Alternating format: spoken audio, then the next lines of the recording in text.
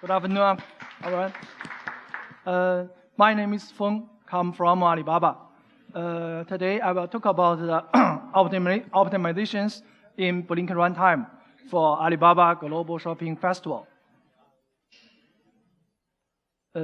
Firstly, I will give a brief introduction about Alibaba Global Shopping Festival and show how it will give a great challenge to the big data technology,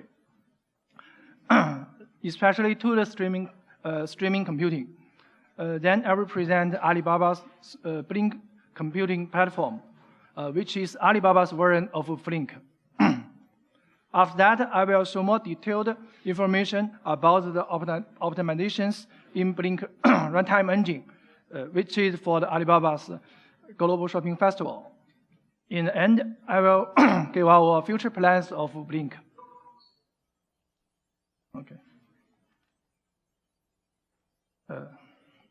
Okay. First, let me begin with Alibaba's Global Shopping Festival. Alibaba Global Shopping Festival began in 2009 with participation from just 27 merchants as an event for merchants and consumers to raise the awareness of the value in online shopping. Since then, it has been held on November 11th every year. So it is also called Double 11 Global Shopping Festival.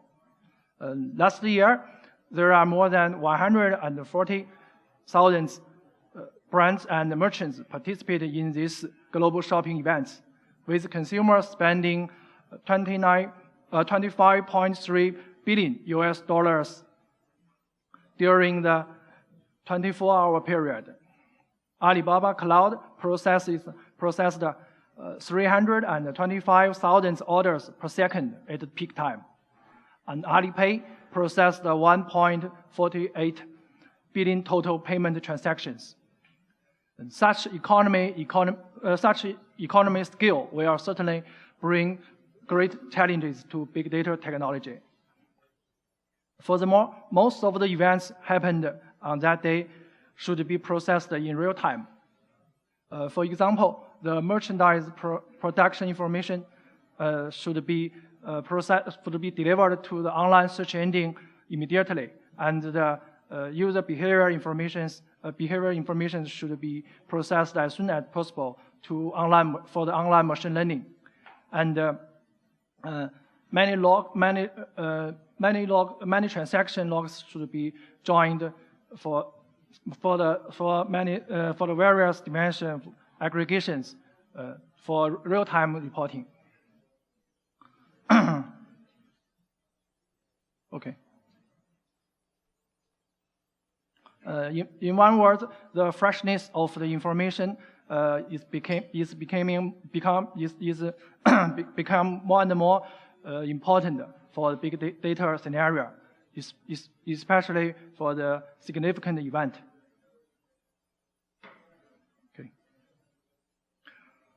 Okay. So at the last Alibaba's Global Shopping Festival, almost all the real-time data application in Alibaba run on Alibaba Flink compute platform.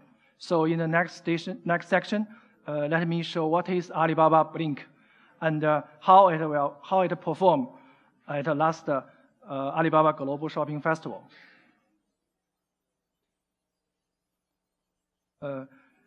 Generally speaking, Flink is Alibaba's version of Flink. We began to research Flink since 2015, and we considered Flink is the best streaming engine in open source community. But we also found that Flink has not been applied in large-scale scenarios and production. So we started a project named Flink, which is aimed to make Flink run on Alibaba large-scale production.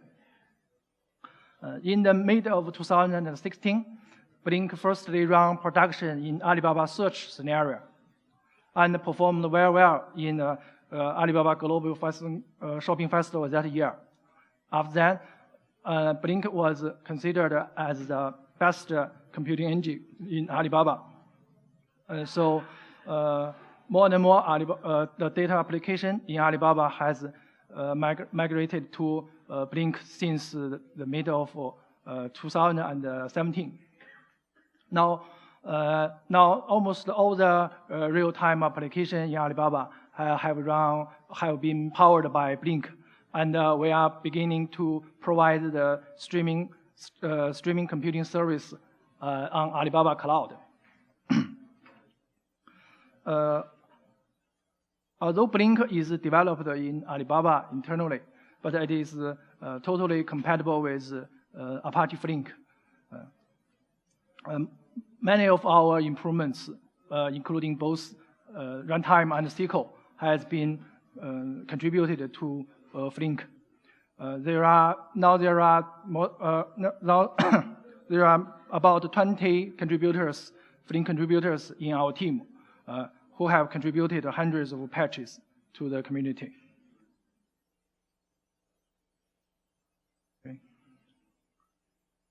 Okay, next, let me show the ecosystem of Blink computing platform in Alibaba.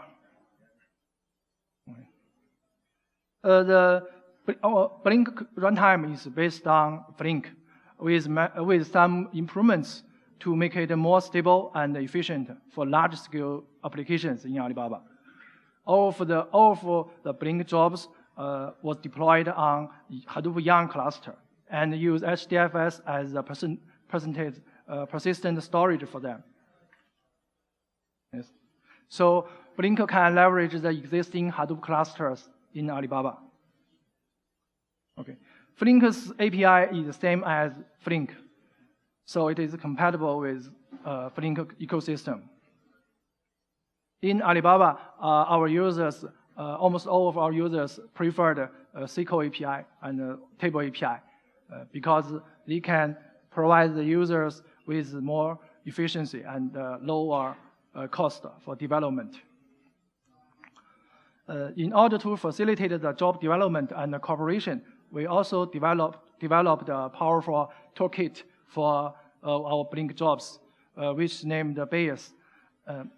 It can provide the whole life management for jobs, such as submit job, cancel job, monitor job, and something. Now all the Alibaba's real-time data application have run Blink, such as search, recommendation, ads, business intelligence, and security.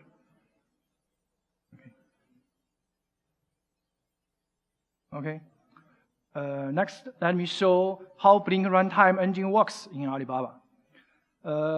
Blink's architecture is consistent with Flink Flip 6 architecture, which will be delivered in Flink in the next release version, and can natively run on Hadoop Yarn.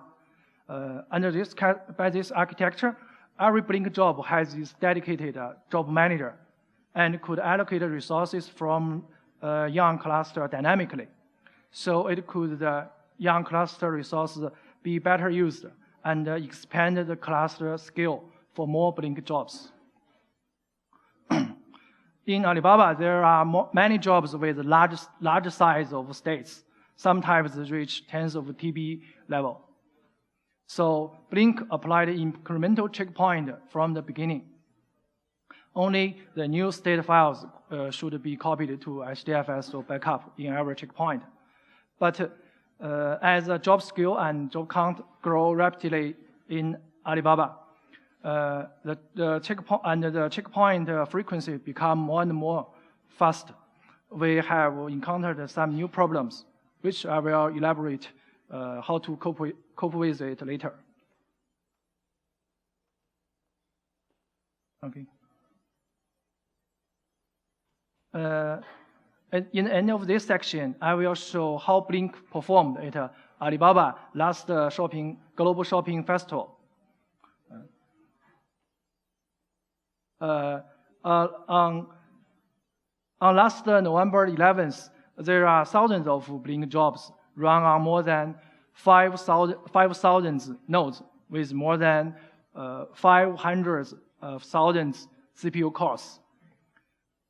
The largest job consists of thousands of subtasks and with tens of terabytes states. Okay. Almost all of the Alibaba's real-time data applications run on Flink, and Flink processed 472 million records per second at the peak time. Okay. The most important data application on Alibaba Global Shopping Festival is real-time GMV. GMV is the abbreviation of gross merchandise volume, which means the total transaction amount on Alibaba platform during the Global Shopping Festival. This number was continuously updated during the 24-hour period by Flink with sub-second second all the time. Okay, in the third section, I will give some detailed information about the optimization works and the improvements in Flink Runtime engine, which played an important role in Flink computing platform at Alibaba last Global Shopping Festival.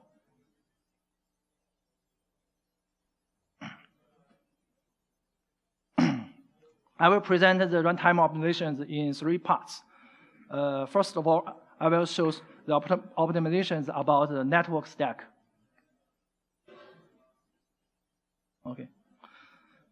As the known tool, the flow control is a core feature in network stack, and it plays an important role in the job throughput. So firstly, let's review how it works, and then find out what is the problem of it. In Flink job, the data flow is from the upstream subtasks to downstream subtasks through the network channel. On the upstream task side, it writes the results record to its result subpartitions by record writer. Then the netinit will push the data to downwards through the TCP channel. On the downstream task side, it will receive the records from the network channel by netting. Then request the buffer from its local buffer pool, fill the records into it, and place it into the input channel, from which the recorder reader could read. But if the local buffer pool is exhausted in the downstream task, the network connection will be blocked by the subtask. But the network connection is shared in the same task manager by other subtasks. So all the subtasks in the same task manager will be blocked. Moreover, the upstream subtask will send the data downwards as many as possible. So there may be many records blocked unaware.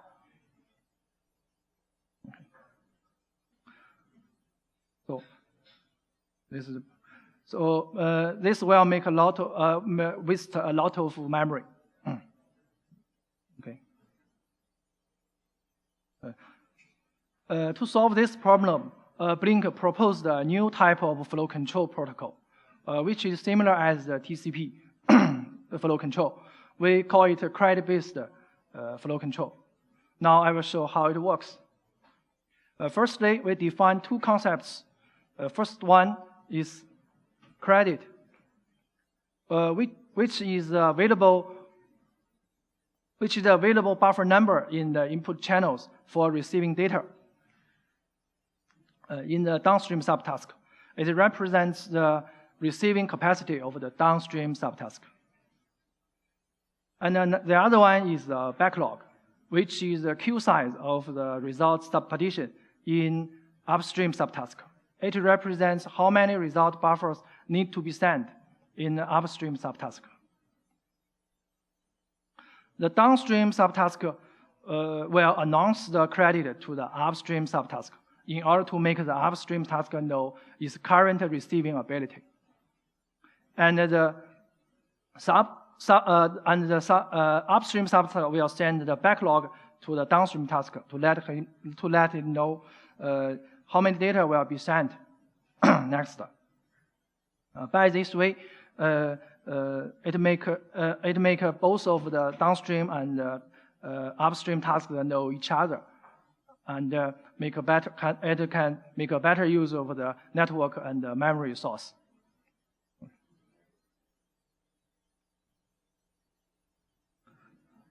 Okay, this work have been contributed to Flink. You can see it in the Jira. Okay. With the new credit-based flow control, we can do many other optimizations in network stack. For example, we can get rid of the splitting data to disk in barrier alignment to reduce the I/O cost and accelerate the barrier alignment process. First of all, let's review how the barrier alignment works in Flink checkpointing procedure. In the current Flink checkpoint procedure, every operator can only do snapshot after the barrier from all of its input channels reach, especially for the exactly once mode. The operator cannot process any prerequisites come behind these reached barriers before the alignment, because this data belong to the next checkpoint. In order not to block the operator to process the data still in the current checkpoint, Flink can only spill the data to disk, which come behind the reached barriers, and replay them after the barrier alignment finish. This barrier alignment method has two problems. The first one is it will make a lot of unnecessary disk I/O cost. And another is it will take more time for the operator to do the barrier align and make the whole job checkpoint procedure slow. Okay. But with the help of the credit-based flow control, we proposed a new barrier align method in Flink, which could avoid the splitting data to the disk and accelerate the barrier alignment process. The key idea is that the operator will stop announcing the credit to the upstream subtask after it receives the barriers from them. So accordingly, this upstream subtask will stop sending data downwards.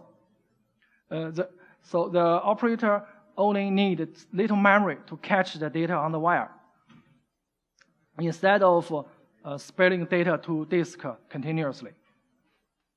By this way, the operator cannot avoid splitting data to disk to save cost during the barrier alignment, but also focus on processing data in the current checkpoint. So the barrier alignment process and the whole job checkpointing procedure would be faster than before. Okay. The two optimizations in network stack above mentioned have been on production at Alibaba since last year and performed very well at Alibaba last Global Shopping Festival.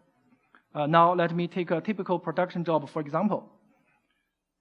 This job is aimed to join the information from online PV logs and transaction logs, then do several dimension aggregation to generate real-time reports. So you can see this this figure. From this chart, we can see that the job throughput was increased by more than 30% with the credit-based flow control. And from this chart, we can see that the barrier alignment time was decreased by 5 times without splitting data to disk, and the job checkpointing cycle could be decreased to within 1 minute.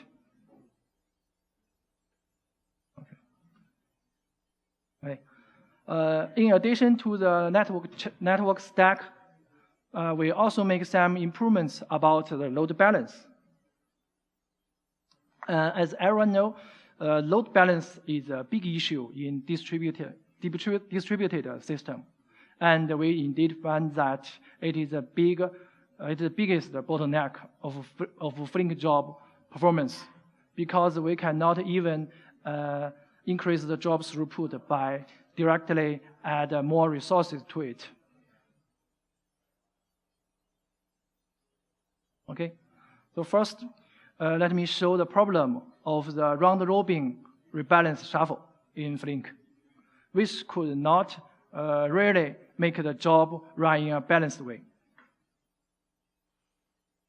The round-robin rebalance shuffle aims to redistribute the records from the upstream tasks to downstream tasks averagely, so that all the downstream subtasks could receive and process the equivalent number of records. But it is also common that the processing costs do vary between different records. So actually, all of the downstream subtasks may be under different workload. The one subtask with the heaviest workload will back pressure to the upstream tasks firstly. Then the upstream task will be blocked, and no data could be sent downwards to anymore. So all other downstream subtasks will be starved, even though they have the receiving and the processing capacity at that time. Okay.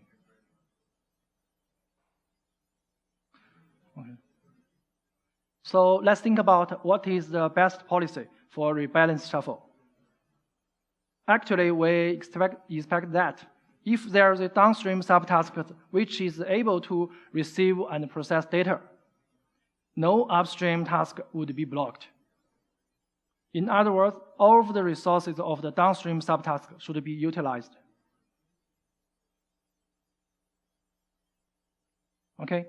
In order to achieve this goal, we proposed a new self-adaptive resource balance policy. Now let me show you how this new policy works. The key idea of this policy is how the upstream subtask detect which downstream subtasks are underload or overload, and choose which to send data. Let's look back to the credit-based flow control. We have put forward two new concepts in the network stack. One is the credit, and the other is the backlog. We can naturally come up with the idea that if the downstream subtask is underload, it will have more credit, and the corresponding backlog in upstream subtask will be less. So the whole upstream subtask. So in the upstream subtask, the record writer should put the records into the result subpartition, which has the least backlog at present. By this way, the upstream subtask could always find the downstream task with underload relatively. Okay.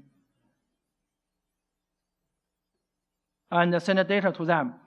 In other words, the upstream subtask could not be blocked, providing all the downstream subtasks cannot receive and process data. And all the downstream subtasks could not be starved, providing all the upstream subtasks have no data to send. Okay. This policy has been applied in Alibaba production for more than half a year and achieved good performance gain in search index build pipeline. The search index build pipeline gets merchandise information out of HBase at first, and then rebalances them for the next processing. Because the processing logic varies between different types of merchandise, So the pipeline throughput was limited by some special merchandise before. From the charts below, we can find out that the throughput of the search index build pipeline has doubled with the new self-adaptive rebalanced shuffle policy.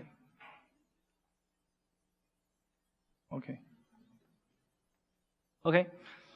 Besides the imbalance caused by the difference of processing cost, data skew is another significant problem for load balance.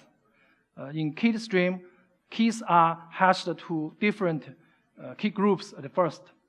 Then the key groups are distributed averagely from the upstream task to downstream subtask. So every downstream subtask has an equivalent number of key groups. The load balance for key stream has the assumption that keys are also distributed evenly. But unfortunately, we found that the keys do not distribute as evenly as we think. And what's more, sometimes there will be a single key, which could take a large proportion of the total. So this hot key could make the subtask which hold it process much more data than others. So what we expected is that the key stream should be rebalanced dynamically according to the runtime workload of the key groups like this.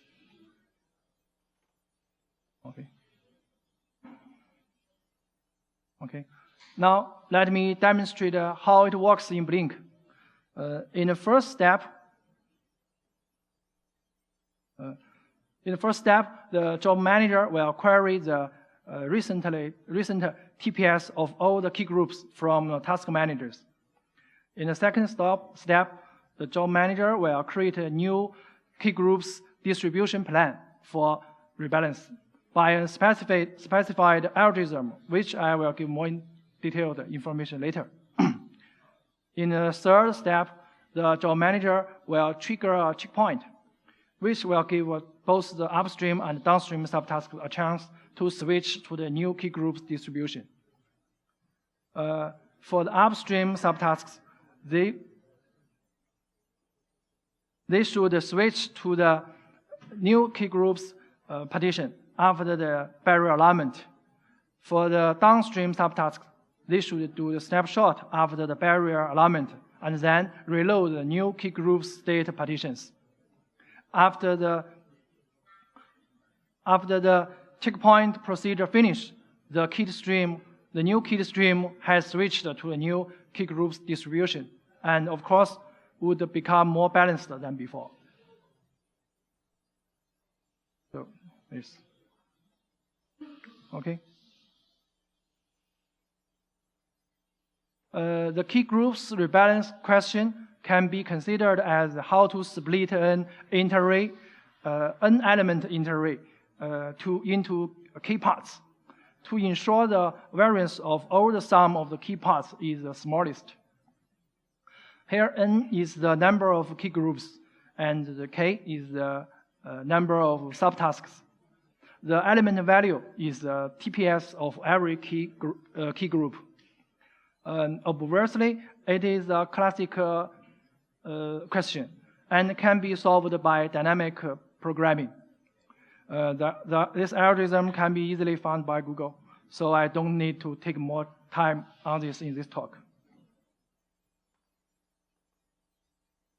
But there is an engineering problem when the job scale is too large.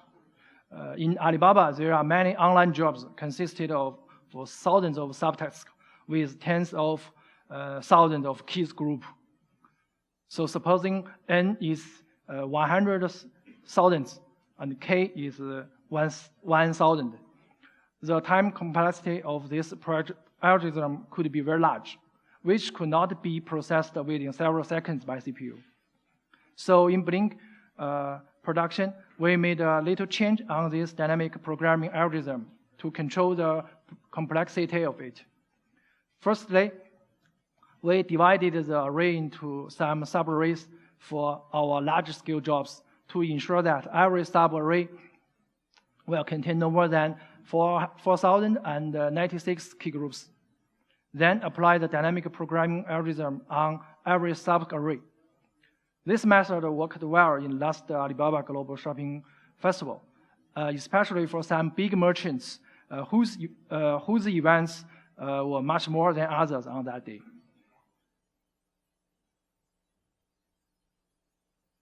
Okay, the last optimizations in my today's talk is related to the incremental checkpointing.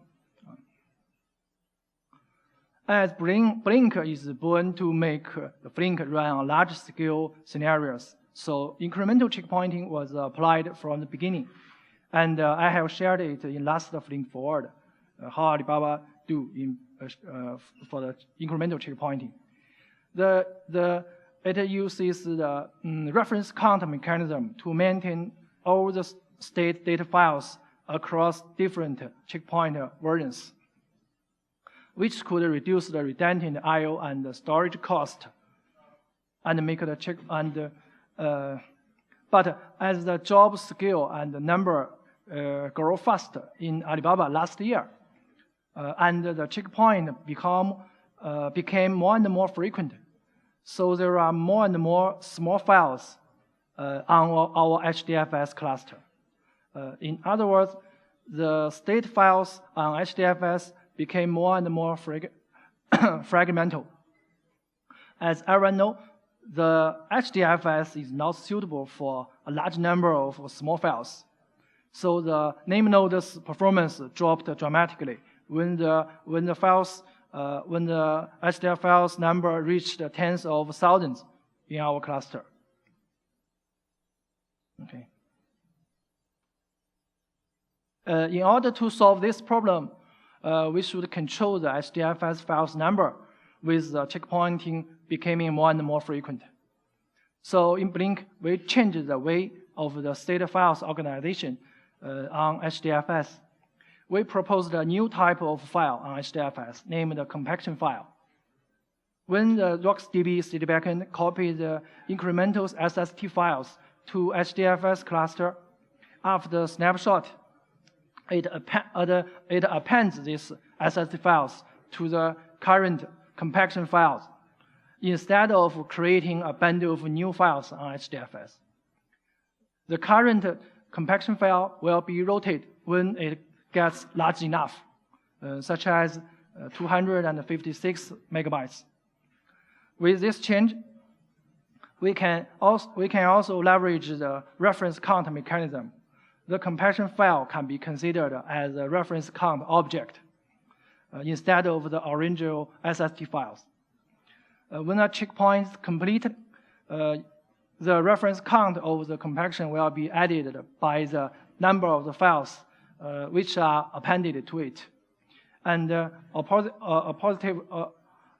when the checkpoint is subsumed, the reference count of the compaction file will be reduced by the number of the files belong to the checkpoint and are contained in it. When the reference count reaches 0, the compaction file will be deleted. Okay. By this way, the incremental checkpointing could become more and more frequently and also friendly to HDFS at the same time. Okay. Okay, sorry. Okay. All of the above-mentioned optimizations and improvements in Flink are very practical for large-scale applications, especially for the Alibaba Global Shopping Festival. And as Alibaba economy scale grows rapidly recent year, so there will be more great challenges to us. So in the last section, I will show our future plan of Flink to meet the new challenges. The first plan is to make the Flink job graph be updated online without restart. With this feature, users can update their job graph without the application downtime. And the second one is to provide a new kind of state backend, which could directly run on a distributed file system without the data transfer during the backup and the recover, which could reduce the mean time to recover. The third one is that we plan to do further network stack optimizations, such as the zero memory copy between the local buffer and NAT, and also the RDMA network support.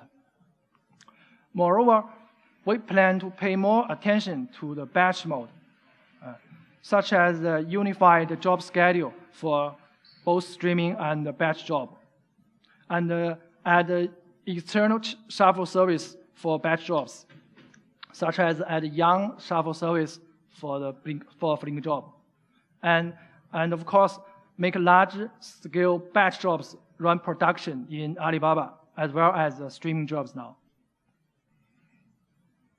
Okay, that's all. That's my today's talk. Thank you very much.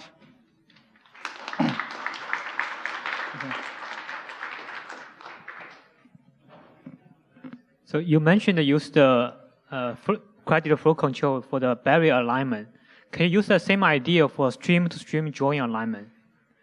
Can you say again? Can the credit-based flow control be used with the stream-to-stream join? Yeah. Yeah. Because that's an alignment problem. If one stream is slower than the other one, if the incoming data. Okay. So your question is this optimization for the credit-based and the barrier line is used for the two-stream join? Can it be used? Can it help? Yes. In many use cases are stream to join stream, so it can accelerate the checkpoint. Okay.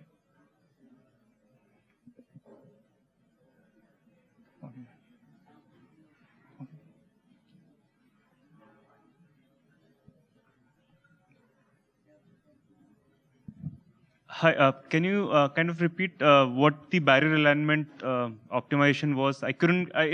Was that used to optimize the stream-to-stream joins, and or was it? I mean, was it under the networking stack? I couldn't kind of understand that before. So your question is also about useful for stream-to-stream join? No, as in the optimization was in the networking stack, or it's also useful for the window for the join.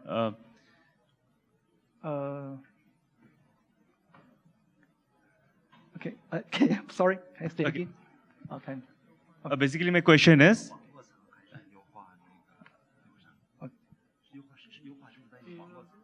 Yes, you know the optimization is in which layer? Yeah, is it in the networking stack or it's on the application stack? And what exactly was the optimization? I mean, I couldn't get that, so if you can repeat that again. The place where you describe optimization in a variable. Sorry.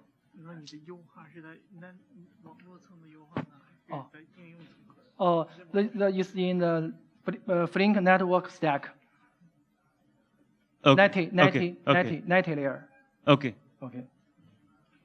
Thank you. Sorry.